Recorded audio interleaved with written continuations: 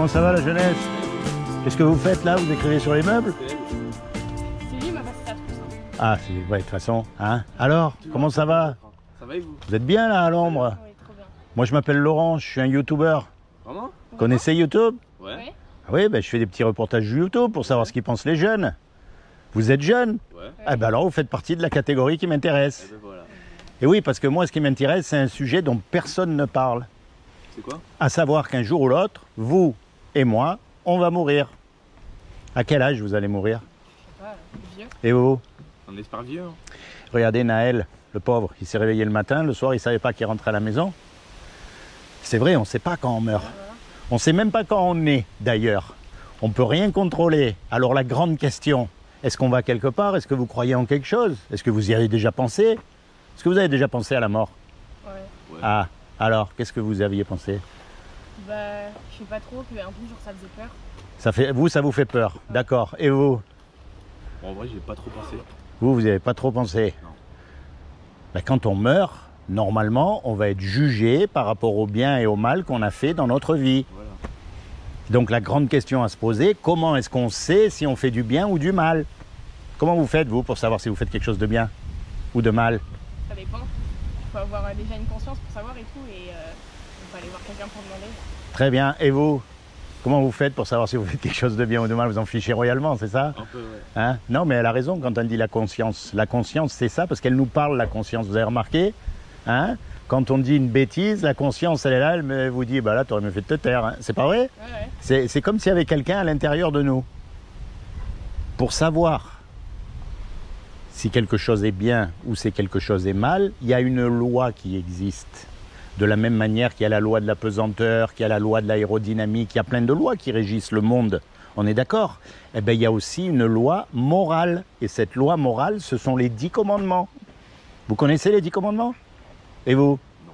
Alors on va voir comment vous allez faire, si vous êtes quelqu'un de bien ou pas. Et attention, je ne vous juge pas parce que moi j'ai lamentablement échoué au test. Il y a un commandement, il dit, tu ne mentiras pas. Est-ce que vous avez déjà menti? Ouais. Et vous? Ouais. Comment on dit? Comment on appelle quelqu'un qui ment? Un menteur. Un menteur. Un commandement, il dit, tu ne voleras pas. Est-ce que vous avez déjà pris quelque chose qui n'est pas à vous? Comment on appelle quelqu'un qui fait ça? Un voleur. Il y a un commandement, il dit, tu honoreras toujours tes parents. Est-ce que vous avez toujours honoré vos parents? Par exemple, est-ce que vous leur avez toujours obéi? Non. Il y a un commandement, il dit, tu ne commettras pas d'adultère. Alors là, vous n'êtes pas marié. Vous allez dire, là, je m'en sors bien, je ne peux pas commettre d'adultère. C'est que pour les gens mariés. Eh bien non. Parce que Jésus a dit, quiconque regarde une femme pour la convoiter a déjà commis un adultère avec elle dans son cœur. Voyez? Face à la loi parfaite, vous êtes coupable ou innocent? Coupable. Coupable. Eh oui, vous venez d'admettre vous-même, c'est pas moi qui l'ai dit. Vous êtes des menteurs, des voleurs. C'est vous qui l'avez dit, hein, c'est pas moi. Mais après, pour la rédemption, vaut mieux l'admettre. Déjà, il faut l'admettre, ça vous avez raison, il faut l'admettre. Voyez, mais avant de l'admettre, il faut déjà déterminer le diagnostic. Vous ne pouvez pas aller chez le médecin, prendre un médicament sans savoir quelle est votre maladie. Ouais. Eh bien là, c'est pareil. Le diagnostic, c'est qu'il y a une loi qui nous a été donnée, la loi parfaite, et on a transgressé cette loi.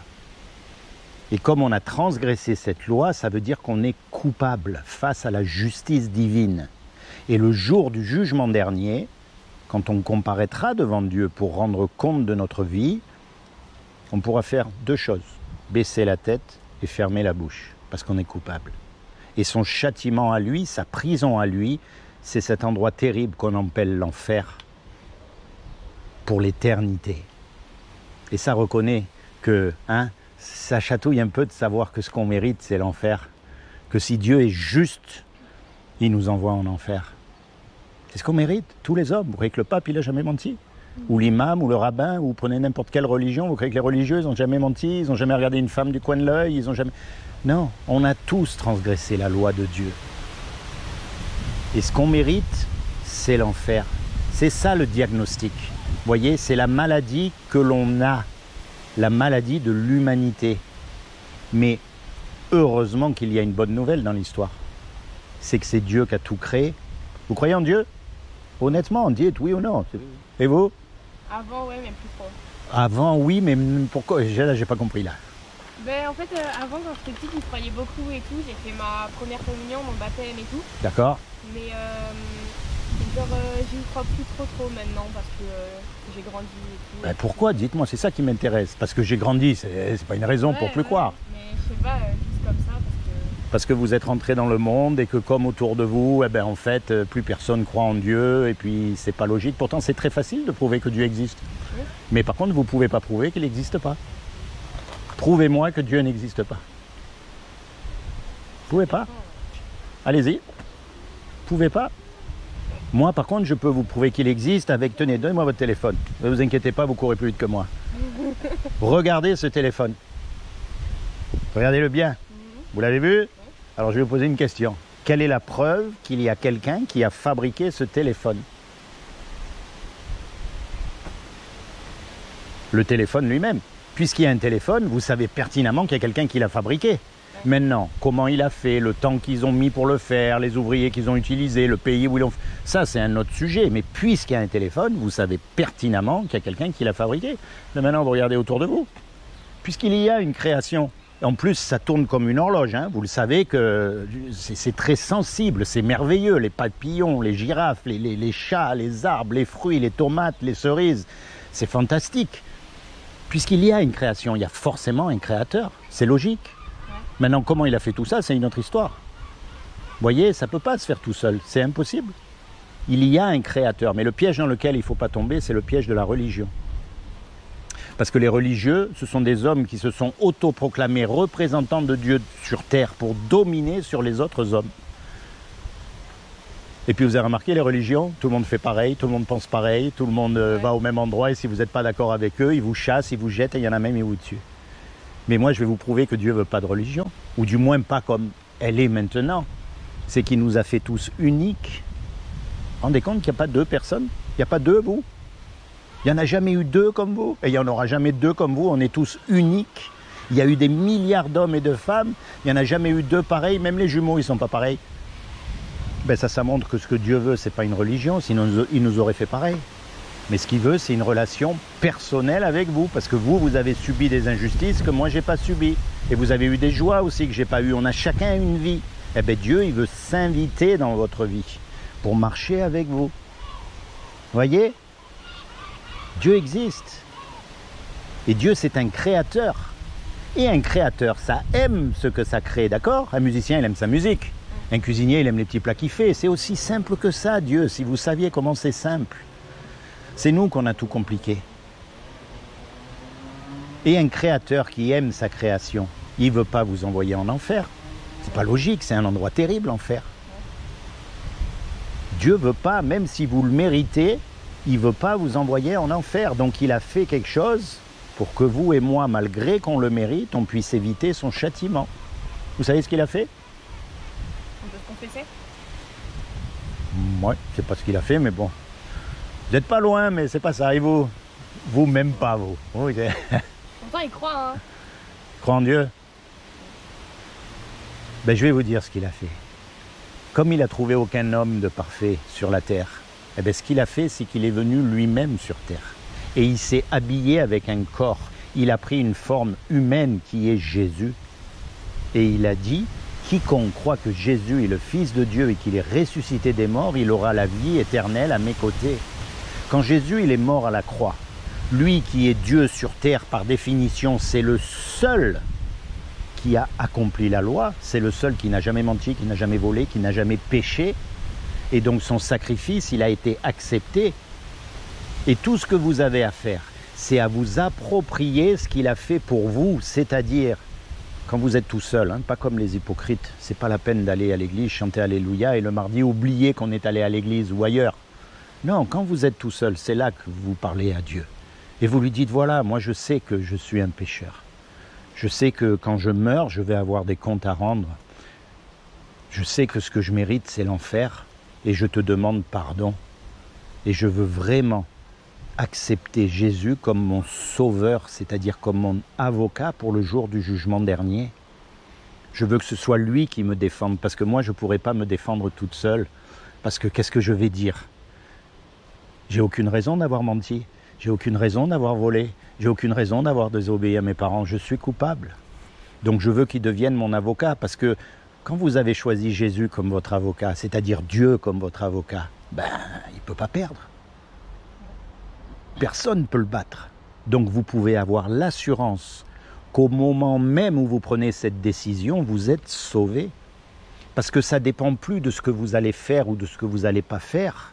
Ça ne dépend pas de ce que vous avez fait ou de ce que vous n'avez pas fait, mais ça dépend uniquement de ce qu'il a fait lui à la croix. Et Dieu vous aime tellement qu'il est venu mourir pour vous. Vous vous rendez compte? Alors qu'il est Dieu, il peut faire ça et détruire tout le monde. Il peut faire ça. Mais par amour pour vous, il est venu souffrir sur cette croix pour que vous ayez la vie éternelle. Vous vous rendez compte? Et tout ce que vous avez à faire, c'est une grâce. C'est-à-dire, vous ne le méritez pas. Il vous l'offre gratuitement. Tout ce que vous avez à faire, c'est à vous l'approprier pour vous. C'est à dire, voilà, moi, Jésus, je ne connais pas grand-chose à toutes ces histoires. Je ne vais pas dans des églises, je ne suis pas religieux, je ne connais pas tout ça, mais tout ce que je sais, c'est que tu es le sauveur et j'ai besoin d'un sauveur et je veux que tu me sauves. C'est tout ce que vous avez à faire, à prendre cette décision dans votre cœur.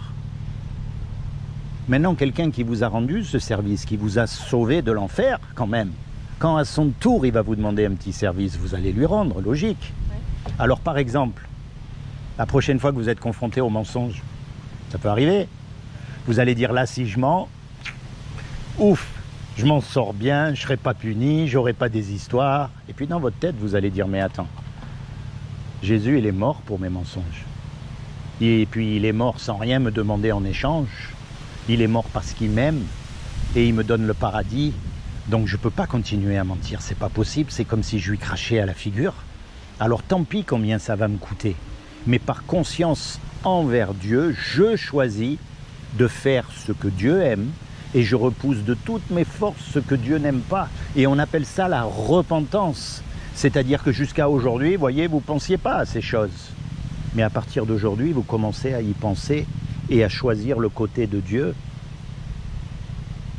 Et vous serez sauvés. Et ce n'est pas la peine d'attendre, parce qu'encore une fois, vous savez, Naël, il est parti le matin, plein de vie, et le soir, il n'est jamais rentré chez lui. Alors moi, je vous encourage tous les deux. Quand vous êtes tout seul, dans votre coin, vous vous mettez sur votre canapé, sur votre fauteuil, sur votre lit, peu importe, et là, vous passez du temps avec Dieu. En plus, vous pouvez tout lui dire à lui. Vous pouvez être sûr qu'il ne répétera pas. Et oui, non, mais c'est vrai. Puis je vais vous dire, de toute façon, il sait tout, avant même que vous le disiez. Vous voyez? La confession, c'est directement avec Dieu. Vous n'avez besoin de personne entre tous les deux. Vous n'avez pas besoin d'un prêtre, vous n'avez pas besoin de personne. Si vous voulez vous confesser, c'est à Dieu qu'il faut vous confesser. Et si jamais, un jour, par inadvertance, le mensonge, il sort quand même de votre bouche, vous allez entendre des voix qui vous condamnent. Oui, regarde, t'es pas bon, t'as menti quand même, nanani, nanana. Il ne faut pas les écouter, c'est pas grave ça. Vous avez déjà vu un petit garçon qui apprend à marcher? Vous savez, il marche à peine. Et puis vous les voyez, ils commencent à cavaler, à cavaler, à cavaler. Et vous êtes là, vous dites, attends, arrête, tu vas tomber. Vous savez qu'il va tomber. Mais lui, il continue, il vous écoute pas et puis il tombe. Qu'est-ce que vous faites? Vous l'écrasez pas, vous le relevez, même s'il tombe 10 fois. Eh bien Dieu, c'est pareil avec nous. S'il voit que dans votre cœur, vous êtes sincère et que vous voulez vraiment le suivre de tout votre cœur, mais que, par inadvertance, le mensonge y sort, ou vous faites des choses que vous regrettez après, eh bien, vous lui demandez pardon, il vous relève et vous continuez votre marche. Il ne faut jamais abandonner Dieu, parce qu'on ne sait pas quand on meurt. Voyez? Vous allez penser à ce que je vous ai dit? Alors en souvenir, je vais vous laisser un petit livret quand même, parce que vous savez, les paroles, elles ont tendance à partir, mais les écrits, ils restent. Ça s'appelle le saut. Et ça, c'est ma dernière question. Est-ce que vous sauteriez d'un avion sans parachute? Réfléchissez pas trop longtemps pour répondre. Hein. Ça dépend pourquoi. Ou même pour la meilleure des choses, vous sauteriez pas d'un avion sans parachute. Même avec un parachute, je vais vous dire, c'est pas facile. Et pourtant, un jour vous allez sauter dans la mort. Est-ce qu'il n'y aurait pas un parachute pour sauter dans la mort? Et est-ce que ce parachute, ce ne serait pas Jésus qui peut justement vous garantir dès maintenant que vous êtes sauvé, que vous n'avez rien à craindre.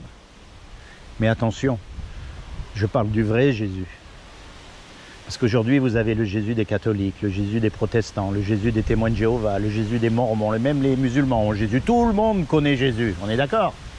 Mais quand on regarde la société autour de nous, il y a une contradiction. Moi, je vous parle du vrai Jésus, du Jésus de la Bible. Et je vous encourage à vous procurer une Bible et à la lire. Ce que vous comprenez dans la Bible, vous le mettez en pratique dans votre vie. Ce que vous ne comprenez pas, vous ne l'avez pas compris, vous inquiétez pas. Mais il faut attendre d'avoir cette révélation. Et le plus vous allez obéir à ce que vous comprenez, et le plus Dieu va vous donner plus de compréhension dans la Bible. Vous voyez? Et ce n'est pas la peine d'écouter à droite, à gauche. Vous lisez votre Bible et vous êtes en communion avec Dieu. Et vous verrez. En attendant, dans ce petit livre-là, au milieu, vous avez juste un extrait de la Bible, un des livres de la Bible qui est le livre de Jean. D'accord? Juste pour vous donner un aperçu. C'est comment votre prénom? Gaël. Et vous? Sohan. Sohan. Seigneur Jésus, je te demande de bénir Gaël et Sohan. Vous en aurez eu deux comme ça en plus. Je te demande de leur accorder le désir de leur cœur à chacun d'eux. Je te demande de les détourner du péché à tout jamais et surtout de leur permettre de rentrer dans leur destinée éternelle. Il n'y a rien de plus important que ça. Pensez à ce que... Et puis vous inquiétez pas, ça ne va pas vous empêcher de vivre. Hein. Au contraire. Vous savez pourquoi?